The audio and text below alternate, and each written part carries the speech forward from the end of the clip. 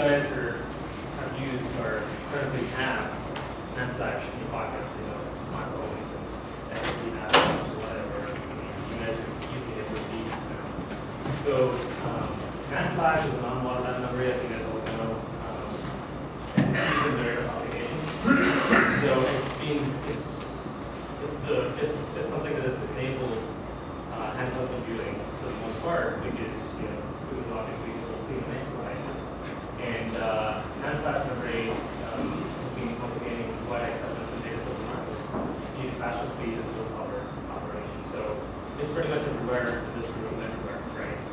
So you can see a rapid growth of NAND flash over the past few years. So this fall, you see a wide variety of applications spring up, which wouldn't have been even possible without the advent of NAND flash. And one of the things that actually drove all this change was how cost effective we can be with NAND memory, right? So if we use our product significantly, then that's what's the product, and that means the product we use in most of the applications will be high. So why NAND? So before NAND is just the memory that replaces hard drives pretty much. You get together that way. Main advantages of using NAND flash to hard drives is low power consumption, about half to 1/3 lower power consumption on NAND flash. It has a very small footprint. The memory is many times faster than hard drive. People really thought it's improved on SSDs, and that's enabled because of the NAND flash. There's no moving parts, so imagine having a hard drive on your cell phone and dropping it and losing your data. You don't want to do it, right? So NAND flash enables solid state data, no moving parts, so it helps with mechanical shock. And then typically there's when managed with the bare leveling methods, solid state drives are comparable to that of the hard drives. There's another type of flash memory out in the market.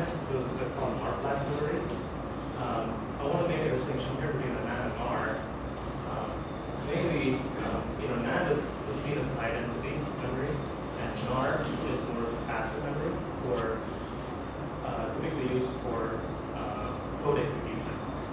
Random rate is much faster than NAR, but writing rates are faster than NAND. But if you go for future reads or quantitative data storage, then NAND is preferable. But if you have a program code that will make use of NAND, then you will use NAR. And again, in terms of the size, we go by what we call a feature size. So we call it a 4x square feature size of NAND. You can see a little bit example of data, the 4x square and 10x square of NAR. So basically, it's a much denser memory. So in terms of space and how much you can scale, NAND is much more preferable. So let's talk about how flash memory cell works. So here's a little pictorial about the flash memory cell. So think of it as a dual gate MOSFET. Most of the structure is like a MOSFET, but you have additional gate, which is called filter. And you have a blocking layer called IME or intermediate dielectric. You have a gate on the outside, and a gate on the outside, and you have a control gate. So here, I've shown a 25 nanometer flash on the base cell, and you can see labels of floating gate. In this case, the floating gate is the body, and you have a control gate, and that's the body. So and then you have a little baby running over there. Is the other intermediate dielectric. So that's your NAND flash memory cell. And how does it work? So just to give a perspective on how they compare. So on your left is a typical MOSFET, on your right is your flash 28 MOSFET. So as you all know, MOSFET will have a single VT, which you can engineer your plans for covering the top side, and then finding a VT where you want to use it set, and that's the VT that product has.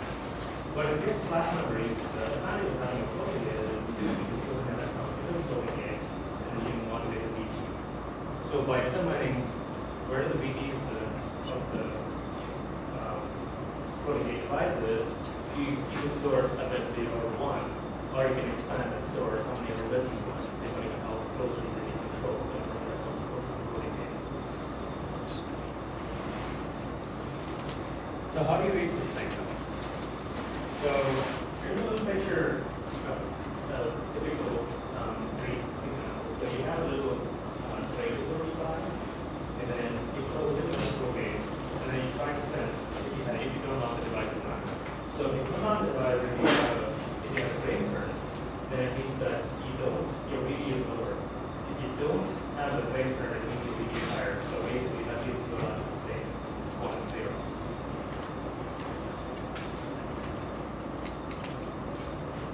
Then program and erase operation. This is kind of the interesting part in my class here. So we use a phenomenon called color non-tunneling. So as opposed to direct tunneling, we use color non-tunneling on the mechanical process, which helps get us to come through the oxide without damaging too much, so you can actually use the amount of damage. There's some damage to the oxide, but you can still get your electrons through the device working. So for a program operation, you put a program will get the same amount of rules in there. So think of this as two capacitors of CDs, right? Basically, so you don't see data voltage in here from So, but you need to make sure that the program will get high enough that you get enough to complete across the oxide to get your quality equivalent. So then you get all the electrons pumped into the floating gate, and then you set your VT. So you keep issuing programming process until your desired VT state is reached.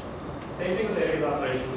You just reverse the polarity, apply voltage to the bell for that area, and then try to knock out the actual floating gate into the such way. And this is one of the differences between the modern NAND flash and non-flash. You use sort of hot carrier methods to get the floating gate, but here in NAND flash, we use part of the microvolt today's NAND program. Feel free to stop me anytime if you have questions, or you can sort of So after covering just the basics of the cell, let's go to the functional architecture of the local memories data. So here's your array. And then the array, you have a load decoder and a cloud decoder. And those are the ones that actually sense. They can pinpoint this as a single string of the array axis. And then you have some control logic and some register stuff.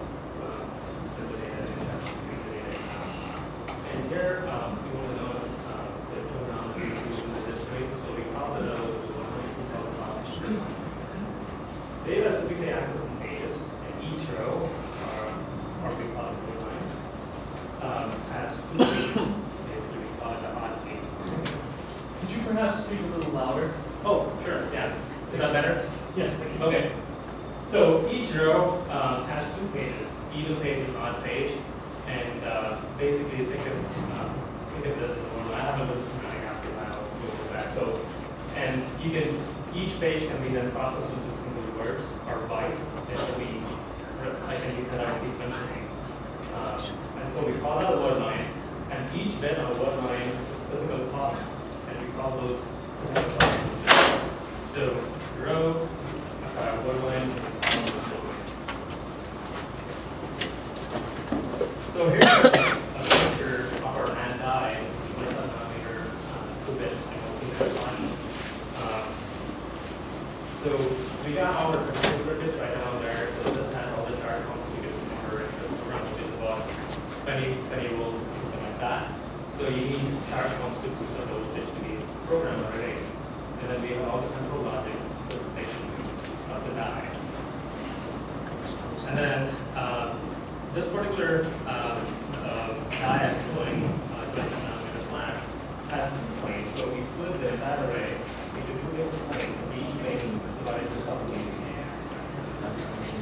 for easier data access. Accessing the device is having substation. And each of these planes are divided into 4 blocks. Each of the blocks have the load lines. So the load line should be running horizontally here, and then lines will be running vertical. And then you have your column decoders of sense right there. And then you have your row select or drivers and row drivers right there. So as you see, the array consumes most of the die for frequency.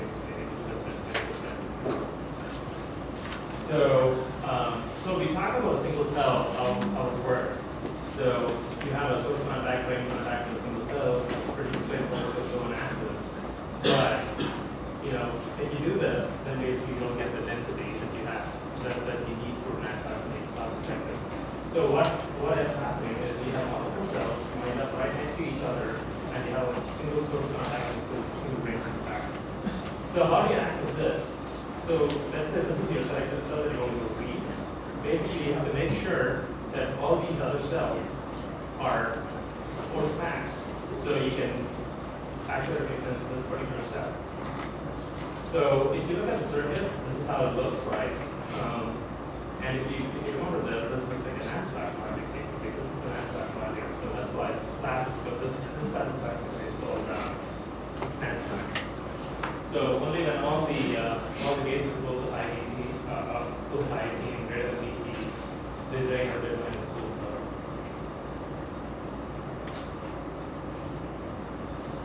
So here's the 3D representation that was showing in the previous slide. So, okay. These are your flash and results right there, and we call these select gates. So these are single gate transistors, like typical transistors. And the purpose of these transistors are to uniquely identify which blocks you're selecting. Each of these sets, we call it a block. So each block, these two blocks share the same source contact, and then these two blocks share the same drain contact. And depending on which bias your select gates to be, you know which one you're addressing. Here's the cross section of our 25 nanometer NAND, taking a little bit shadowy effect that we got as an artifact. So here's your board line, and these are your select gates, and this is your source slot or source contact. The next block offset here, and here's your drain contacts. And the drain contacts, if you take a look at the previous slide, they're staggered, so you get stacking much tighter. So they're staggered, so if you have the same file, basically you cannot shrink it beyond a certain point. So they're staggered, and that's why you see two contacts right there. And here's the midline cross section. So here's your active area, loading gate, and then you have your delay that active, and this is your control gate. And here's your offset that you're trying to come through. And note that the aspect ratio here is very, very high. So you have to be able to make this stretch really deep, but not, and still be able to go through the entire thing. And it was challenge to get this aspect ratio. Okay. So we talked about how we can have different amount of electrons floating in to control the VP of the cell. So if you were to take the whole array and then draw a histogram of how the VP is handled on an array cell and a program cell, this is something that you find. So you find your array distribution somewhere around there, less than 0, VP, and then you have a program distribution somewhere greater than 0. So you have two distributions here. So as long as you have enough space to meet these two states, you can figure a different shape between whether you program or arrays. So this is what we call as a single level cell. So basically there's only one bit, so you have two VD states. But with the same cell, you can actually store more information by controlling how many electrons you put in the coding in. So this is an example of a distribution with 2 bits per cell, which is very common in the market for process that most people are using PLC and most applications. So you have 4 different states, and then as long as you maintain enough space between these states to be able to differentiate, you're good. You should be able to differentiate these states, and you get your 2 bits per cell with the same hardware. This is also further expanded into a bits per cell. We call it DLC in the market. You can actually buy some of these PLCs in the market right now. Like those actually go into your USB drives and SD cards and things like that because they pack in so much memory. We call that reliability is not that much needed for those kind of applications. So you may ask what the USB cost benefit there.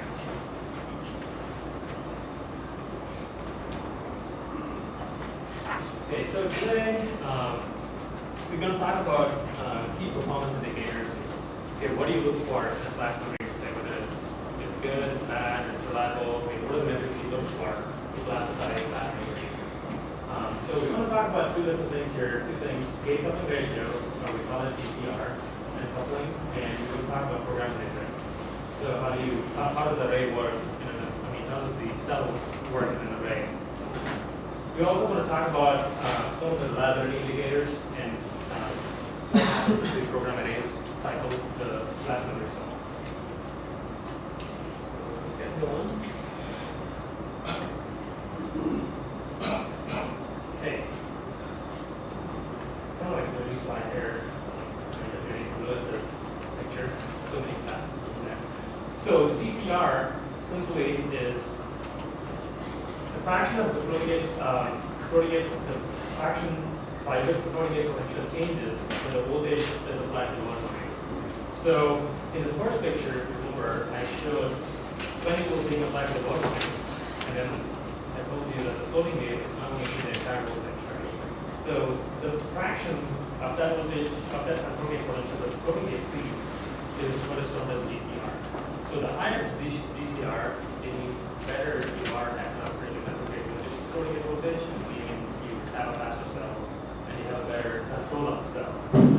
So there are a lot of things that are known as DCR. So this is the capacitance that you want to actually have higher, because then you transfer most of your voltage to the one end of the floating gate.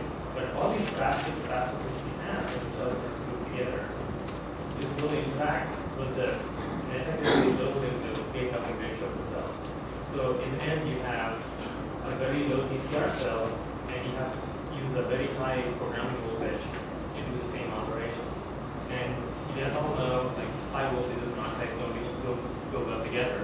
So the higher voltages you have, the more degradation you'll have on non-sex. So that means you do not use the cell. Your cell is not going to be that reliable. So while we're on the same topic, we've talked about a few of the coupling components that affect DCR. So one like floating gate coupling, or I only have, you want to maximize that capacitance. So basically, you can call that speed. This gap right here, because you want to pass all that voltage down to the floating gate. And then you have the capacity components called floating gate coupling in the one-end direction. And putting in coupling in the different direction. So this is your target cell, and these are your neighbors here. So when, let's say you program this cell to a desired reach state, and then you go program this big line, what happens is the electrons on this floating gate influence the VP of this cell using passive coupling. So the VP of the cell would appear higher when this cell is programmed than when this cell is based. So we call this coupling component as the coupling coupling. Same thing happens on the one-end direction as well. So here's your target cell, and then you program this with, let's say, 1 volt VP, and then you go and program this load line. Due to passive coupling, this guy would have gone up to 1.1 say. So this is undesired. So we don't want that happening because we don't have a prediction, and because this cell VP is going to be influenced by the neighbors. So now, how much of the influence is this? Are these cells going to have on this will depend on the TCR. If your gate coupling ratio is high, then means the parasitic component is lower. So basically, you have a better cell, and this cell is going to be controlled by itself rather than the neighbors. So this is the challenge that we face day to day as we shrink the cell. As the array or the dimensions are shrunk close to each other, your capacitance components go up. So this is something that we need to get a handle on. Some of the things that enable scaling of NAND flash is control of these two metrics. There's some advanced processing we want to talk about that have produced the fast coupling. And also there are some systems that are helps that, from a controller perspective, and also from a logic perspective, they imply to account for the coupling. So that's something that we won't have in this. It won't be part of this talk here today. Okay, all right. So let's talk about program inhibitor while going on into the limiters. So here's my target cell that I want to program. So what I do is I get my line grounded, and then I apply the program voltage to the load line. So I get this program, I get this cell programmed up to the VT state I need. But here's the problem. So I have these two cells that are kind of seeing the exact same potential, V programmed to 0, and I don't want to program those guys.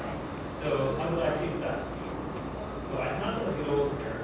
That's the problem. On these board lines, it's fine. I don't put a big program here. I put a very decimal down here, we have it, and then basically they're not high enough to also water not at home. So I don't care about these guys, but these two guys I do care about. So the solution is, before you go into programming, you flow these two active areas up, and then you actually charge this up to the inhibitor and then float it. So the charge is held there. So, and then you go and issue a program pulse. Then what happens is these cells would see a V program as the inhibitor as the potential of the oxide, and that's not high enough to afford non-coupling. So this is what we call as program inhibitor. So we inhibit the programming of these cells.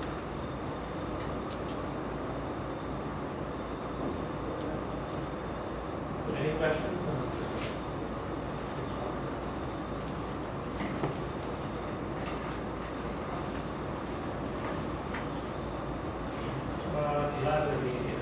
So one of the key metrics that people look for in natural activity is like how many times can I program today's manufacturer before it's like useless.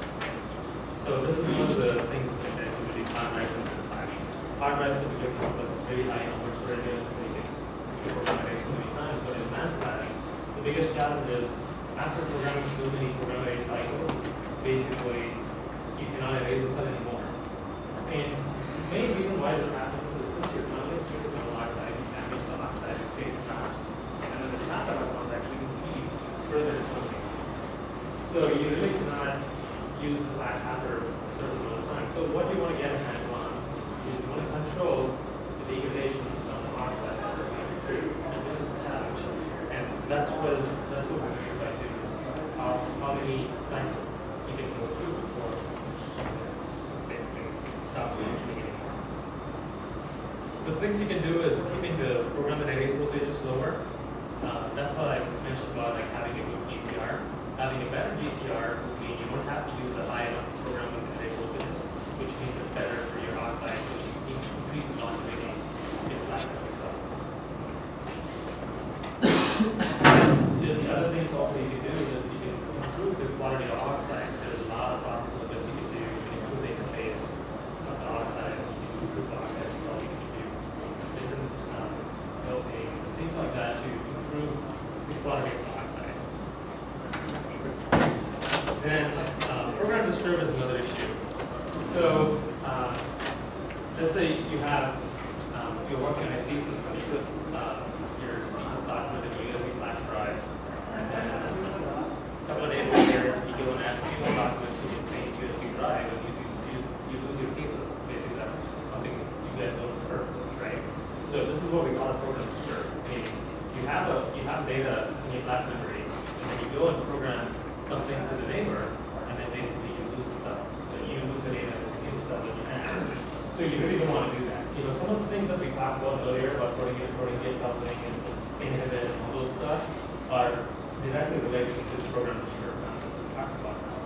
So protein coupling is something where you have a pattern increase in the ED of the cell because of the nature of the program.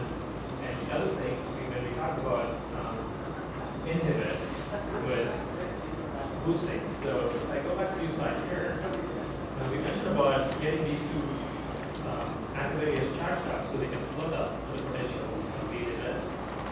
But the problem is, if your junctions are leaky, you end up leaking the charge away from the active area, and then basically that means these cells would get now disturbed. And so you want to control how much leakage you have of that junction. So we call that as a boost loss. And then the other factor is oxide burn through cycling. So this phenomenon gets much worse as the cycle apart. So the more bleeding the oxide gets, the worse this phenomenon is going to be because you create so much stress in the cell. Pictorially, this is what happens. So you have your initial distributions in these other histograms, but as you cycle through, what happens is the distribution widens. So if you see, this is where you want actually your VD to be at, but due to intrinsic putting it up in the US, it's not distribution up there, but that distribution gets wider. So what this means is now you have less margin for error, because you still, at the end of the day, you still want to be able to differentiate between mistakes. You're not able to differentiate between mistakes that makes mistakes to error or data corruption. So you don't want to have that happen. So you need to have a control on how much can you have this defect. You need to spec it so the customers will use their data. So a few things that can help with this are, you also use, you have different programming algorithms like how you program the cell, how long does it take, do you get to the desired VD in a single shot, or do you get to the desired VD in multiple steps? Does that help? Things like that. And then junction engineering, you don't want to leak the charge up to boost the active area. And then you also want to, of course, reduce physical coupling. This typically done through the heels, different flows that we optimize. Beyond what happens in the cell, you can also use error correction schemes. There are different error correction schemes that we use to cover a short, to tolerate a high error rate. And this is something that's kind of enabling the flash mitigation strength to the extent that we are doing right now. Because as you shrink, the switch error rate is going to go high. You can do only so much in those processes. Other things you have to depend on the error correction schemes.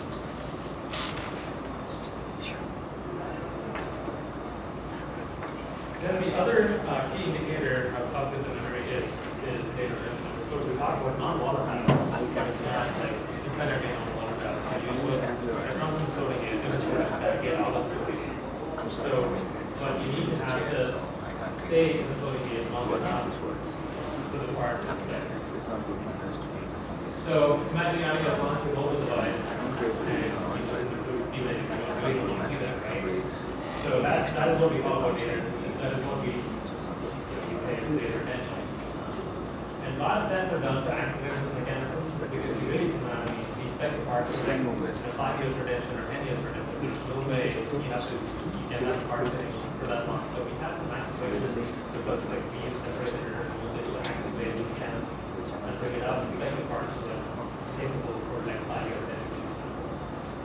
And typical reasons why data retention gets worse is reliable to the gate oxide for the most part. So the integrity of the gate oxide is very important. So as you program a cycle the flash cell, what happens is initially you would have all the electrons in the floating in, but as you cycle through, you start creating traps of oxide and you end up filling these traps up and actually make you believe that you use the design VD either way. But the thing is, these traps are not going to be stable. Over time, they're going to detrap, and when they detrap, basically you lose the EP. So this is a big problem. So what you want to do is you want to have a handle on how well control your degradation of your oxide.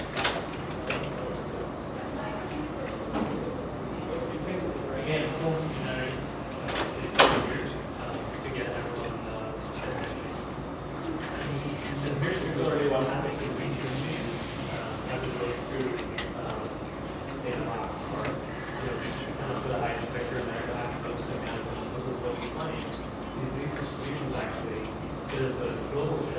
that distribution towards the lab, mitigating all the cells that lost charge. So between this particular mechanism and the photoresistor mechanism, basically what you see is you lose the window, which we call it the lead window. So eventually, all these bits will merge with each other and basically lose the distinction between the states, and we call that failure. So there's one other mechanism which is kind of similar to lead disturb, to current disturb, which is lead disturb. So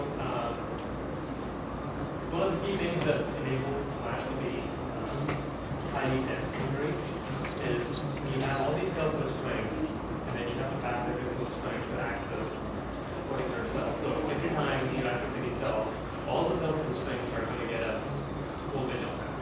So now this is mounting to stress, and slowly over time you can see electrons making its way down the solid, even though the voltage is not high enough for non-volatile, there will be some travel system that happens, and that will cause a disturb in the DP of the cell. So this we call lead disturb. Again, here we have algorithms that can reinstate the DPs of these cells by doing the array cycling. You can actually get the DP back. And mostly it's the thermodynamic is how you manage your reading.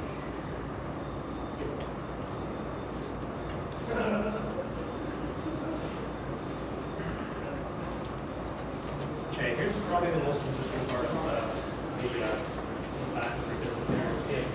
How does it begin to scale?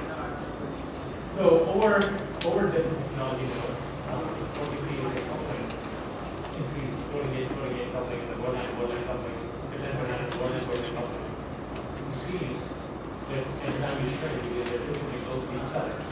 Now, what that means is number of electrons that you need because transmittable will be shift on each of these feature sizes increases pretty fast. So in a 25 nanometer node, all you need is 10 electrons. Actually, got transmittable shift in DC. So in 75 nanometer process, you're probably need shift, so you have a better margin. Margin for error. So when you use an MLC cell to get your cell, the number of electrons that you define per level is also dropping here again. So this shows that you're somewhere around here. So cost of losing an electron is pretty big. So what process innovations has the industry done so far to keep up with the scaling challenge? So here's a 72 nanometer technology NAND fabrication that we had. So here's a flash cell again. You see the structure of the cell. We have a commercial type floating gate, and this was primarily done to improve the word line floating gate pack, so you get a better coupling. So you want to improve the DCR. But as the coupling was low enough that it was not much of a concern, so you maximize the DCR. So going shrinking 50 nanometer, we still were able to beat it out because we went a little taller and we should get the same shape. But beyond this, it's pretty hard to keep the same shape floating. So on a 34 nanometer node, you see that P shape is gone. So it's all single normal and G. So what this gives rise to is you have a lower coupling, which means you can raise your program A voltages. So that gives rise to 480 and things like that, but with films engineering, we managed to keep the same spec as these guys with this cell. Then here's our 25 nanometer technology, where one-line coupling complement is huge. So we had to bring in air gap. So having an air gap between the one lines on the north side actually helps to reduce that constant and reduce one line coupling. So this is a very interesting problem here because if you get an air gap, the right shape of dimension is pretty hard to do in the process and we may be able to control that over and over again on multiple bases. So this is probably the past of the nodes where we could do a traditional flash. So here's our latest 20 nanometer flash memory technology, where you can see the size of the floating gate from release very, very tiny. So this is your floating gate, here's your control gate, and then here's your active area. So basically, this is the world's first planar flash. So by doing this, you give up some of your DW ratio, but there's other process innovation that you're willing to get it under control so that you can manufacture that. So here's a midline view, and here's a borderline view. So you can see the air gap is kind of wider, and one line looks so these are things that the process, innovation that helps us to scale and keep us on track for scaling and manufacturing. So where do we go from here? So 3D NAND, that's probably the next frontier. A lot of people in the industry are working towards 3D NAND, where you're not bound by design rules anymore. You don't have to shrink horizontally because you can stack up your levels, so you can actually have another design, relaxed design rule that have multiple layers, and basically you don't have a limit of how high you can go. It just depends on process capability. So if the process is capable, you just can keep stacking up as many layers as you want. And basically that's, for flash, that would be the next path forward. So more flash will go strong. So that makes a good point, talking about coupling and how hard mental air gap and things like that. It's really imperative that all your critical dimensions, like your active area CDs, your borderline CDs, your air gap dimension, they have to be controlled very tightly. 25 nanometer, 5% change in field dimension is about 3 seconds. So that's what we're talking about in control. So you need to have a good handle on your process. Making one cell work is great, but you won't be profitable doing that. So you have to make every cell look the same, and over multiple bakers, over multiple lots. So that's what actually is key in manufacturing. And that's something that would make it profitable. So very much on that. Okay.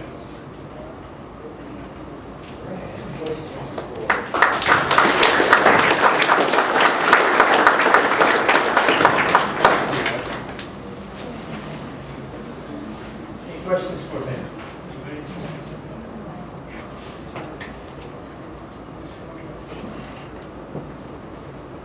For the octet layers, presuming you're using IP data for the ILD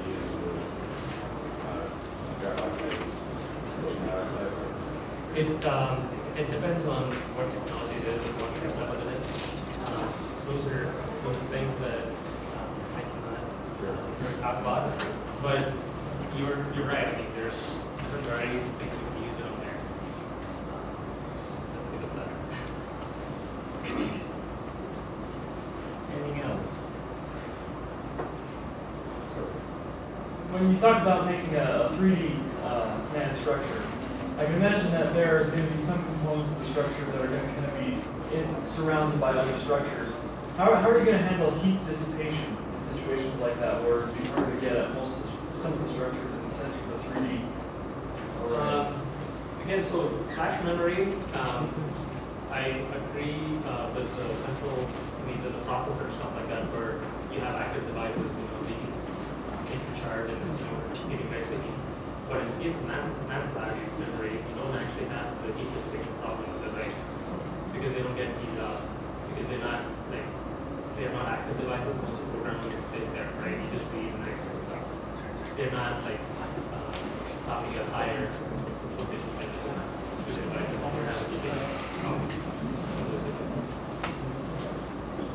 So the 3D NAND should be the biggest challenge with 3D NAND though is as you go hotter and hotter, for you to be able to, you get into a high aspect ratio edges, so which is a challenge to get higher.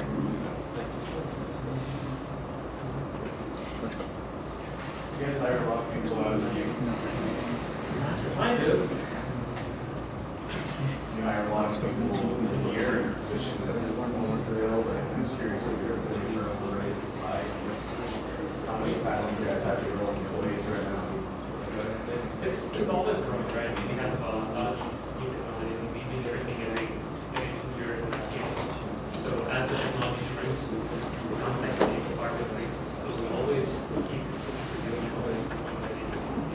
And that's what we're here, and then you talk about people and see how we can get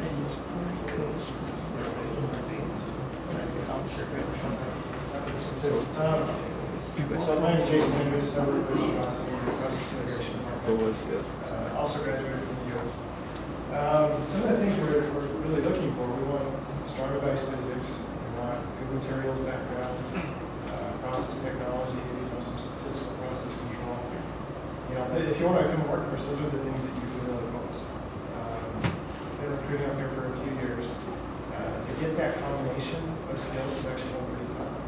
So I want to increase your chances. Those are really good things. We are, to kind of give you an idea of how much we have going on. We started in 2007. I think our group was smaller than 20. We're up to about 45 right now, and that's just the innovation. Complexity does keep driving our numbers. So yeah, we'll continue to.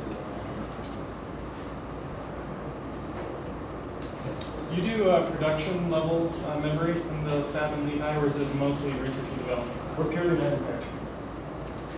We do, so to explain that one, Intel and Micron have a joint venture, we are a joint venture with Intel and Micron. They also have a development agreement, joint development project that they run in Boise. So the initial R&D happens there. They get it to a point where they say, this is something that can work in high-volume manufacturing. But we usually get it at the point where it's not yielding anything. We couldn't sell anything to a customer based on what they're doing. It's the core structure that we can develop. So we take it from that point of not yielding anything to a point where it's highly manufacturable and profitable. So we do a lot of development, but not necessarily the research. Great. Any other question? So what is a typical yield on a wafer? What's your I can't give you precise numbers. It depends on the maturity of the node. Like I said, we start out at 0. We get them from 90s.